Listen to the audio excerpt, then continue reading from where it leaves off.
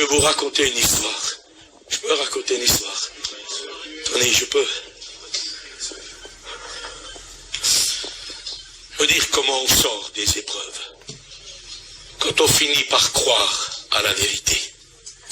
Et non plus aux mensonges que Satan nous présente comme des choses devenues impossibles et dont on ne va jamais sortir.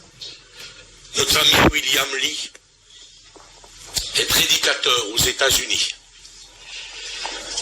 William Lee a une belle famille, une femme merveilleuse, une femme consacrée à Dieu. Il est pasteur dans une église, c'est un évangéliste de réputation. Il a des enfants merveilleux. Et un vendredi après-midi, il y avait une effervescence terrible. William Lee passait d'une pièce à l'autre. Il disait à sa fille, tu es prête? Il allait voir dans l'autre chambre, il disait à son autre fille, tu es prête? Il allait voir sa femme, il disait, chérie, tu es prête? Et tout le monde disait, oui, oui, papa, on est prêt, regarde, les bagages sont prêts, les valises sont prêtes. Et puis il disait à sa femme, chérie, tous les instruments pour la cuisine, c'est prêt? Elle disait, mais chérie, c'est prêt, tu ne casses pas les pieds, tout est prêt. Formidable, formidable. Oh, William Lee était enchanté, parce qu'il allait la voir à quelques dizaines de centaines de kilomètres de chez lui, un des plus grands rassemblements de jeunesse. Et il savait que là, le Saint-Esprit avait rendez-vous avec des centaines de jeunes. Et il voulait que sa femme aille servir à la cuisine.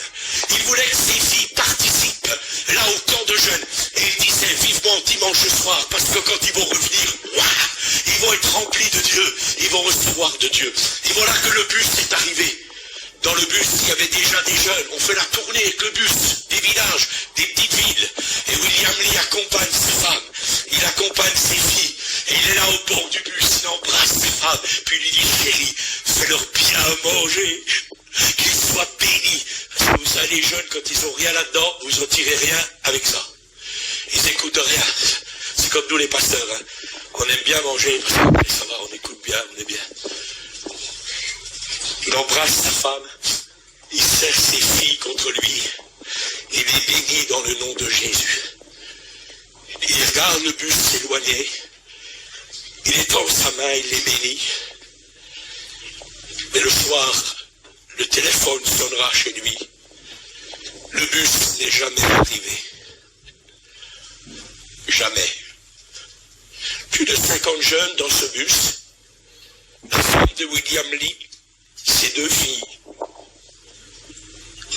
sont mortes dans le bus.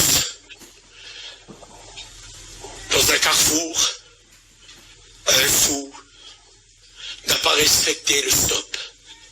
Il est rentré de plein fouet dans l'avant du bus. Et comme tous les bus américains, le moteur est devant. Le moteur a pris feu. Il y a une explosion qui a couru dans tout le couloir du bus. Et tous les jeunes et tous les parents qui étaient là sont morts dans ce bus. Et William Lee entend cela au téléphone.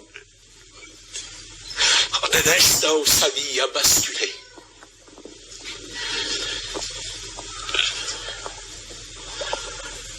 William Lee s'est tourné vers Dieu et il lui a dit toute la colère qu'il avait dans son cœur. Et il a dit à Dieu, c'est fini. Plus jamais je ne te servirai. C'en est fini de ma vie. Tu m'as pris ce que j'aimais le plus. Et pendant des mois, William Lee, le prédicateur, était enfermé dans sa maison. Il ne répondait pas au téléphone. Tous les jours, il allait au cimetière.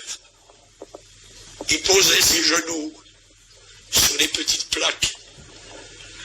Et il disait à sa femme et à ses filles, tu me manques, vous me manquez terriblement. Je me sens si seul.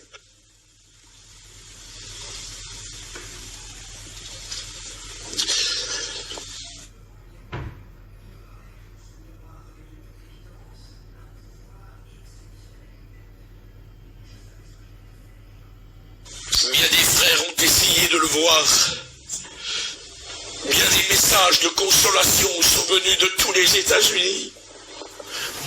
Des milliers de chrétiens se sont unis pour lui témoigner de l'affection et de l'amour au sein de cette épreuve, au sein de ces terribles tentations. Parce que William Lee a eu les tentations aussi de se suicider, d'en finir avec la vie. Quand l'épreuve est là, la tentation est là. Et alors qu'il est là, un jour le téléphone sonne.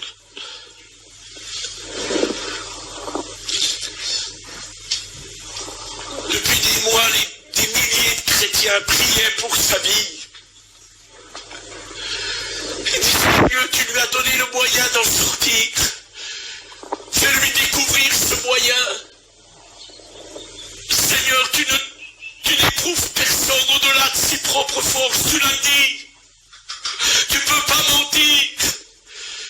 Dis à William, Seigneur, d'une manière ou d'une autre, qu'il y a moyen d'en sortir. Le combat a été difficile. Satan se présentait tous les jours. Et nous pouvons comprendre. Et ce jour-là, quand le téléphone a sonné, William Lee a décroché.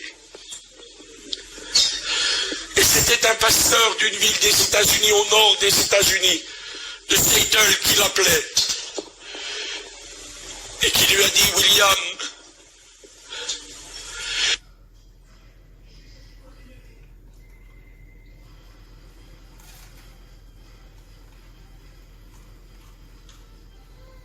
tu sais, sur notre calendrier, tu nous avais donné la promesse de venir faire une mission chez nous.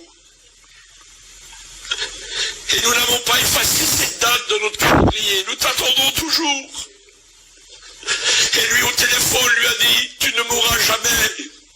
Je ne présume plus jamais de ma vie. C'est fini. C'est fini. C'est fini. Et son ami lui a insisté. Son ami lui a parlé. Et William Lee a fini par raccrocher le téléphone. Et les jours ont continué. Et le Saint-Esprit aussi a continué. Et le Saint-Esprit a continué à lui parler. Il est venu millimètre par millimètre pour toucher son cœur. Toucher son cœur. Le Saint-Esprit n'est pas venu comme un bulldozer. En lui disant, quand on est chrétien, on s'en sort de toutes les situations. Allez debout. Oh, avec tellement de délicatesse, comme un médecin, le Saint-Esprit est venu pour le soigner, comme un berger fait avec une petite brebis. Et alors que le Saint-Esprit travaille, William Lee prend son téléphone, il appelle son ami de Seattle et lui dit, c'est quand les dates de cette mission? Et l'homme de Dieu lui dit, c'est telle date? Et il dit, le Seigneur, je veux tout à nouveau lui ouvrir mon cœur. Et il dit, je serai là-bas. Mais il y a quelque chose de particulier. Et son ami lui a dit, mais qu'est-ce qu'il y a? Il dit, je ne sais pas. Mais pendant ces jours, le Saint-Esprit m'a dit que quand je viendrai chez toi, et il dit, tu vas me trouver stupide, tu vas me trouver un petit peu bête. L'autre lui dit, mais non, t'es mon ami. Il dit, le Seigneur, il m'a dit d'acheter 16 roses rouges.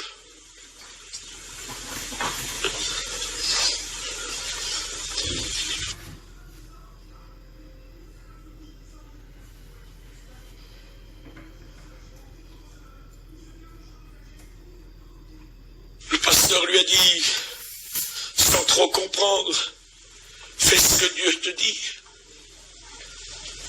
Et plusieurs mois plus tard, alors que William Lee, tout à nouveau, commence à revenir à la vie, il arrive à Seattle, il va dans son hôtel, et le premier jour de la mission doit commencer. C'est un dimanche matin. Et avant d'aller à l'église de Seattle, il arrive près d'un fleuriste. Il sort quelques dollars. Il achète 16 roses rouges. Et il le fait avec beaucoup de timidité. Parce qu'il sait qu'il est veuf. Et il dit des gens, qu'est-ce qu'ils vont penser de ça? Il dit, Seigneur, moi je ne sais pas ce que tu es en train de me jouer comme tour, Seigneur. Mais je crois que tu me sors de l'épreuve. Il achète ses 16 roses rouges, il essaie de cacher un peu tout ça. Il rentre dans l'église par le couloir le plus dérobé. Il arrive par la porte de derrière, il monte sur l'estrade où les pasteurs sont là. Et discrètement, il s'assoit, il salue les frères. Et en s'asseyant, il glisse les roses, il les cache derrière lui. En espérant que personne n'a pu voir ça. On commence à chanter. Les louanges montent vers Dieu. Mais William Lee n'a qu'une faute de pensée dans sa tête. Lui, c'est Seigneur, c'est pour qui ces roses rouges? C'est pour qui? La femme du pasteur? C'est pour qui? Et il essaye d'observer l'auditoire. Mais rien ne se passe. Rien. Le culte a déjà bien commencé. Quand d'un seul coup, la porte du fond de l'église s'ouvre. Et une jeune fille rentre dans l'église. Le personnel d'accueil la conduit pour lui donner une place dans l'église. Et pendant que cette jeune fille, la tête baissée, un peu confuse, suit ce personnel de l'accueil pour s'asseoir, le Saint-Esprit dit à William Lee, les 16 euros, c'est pour elle. Et William est serré dans son cœur. Il se dit, Seigneur, qu'est-ce que tu fais?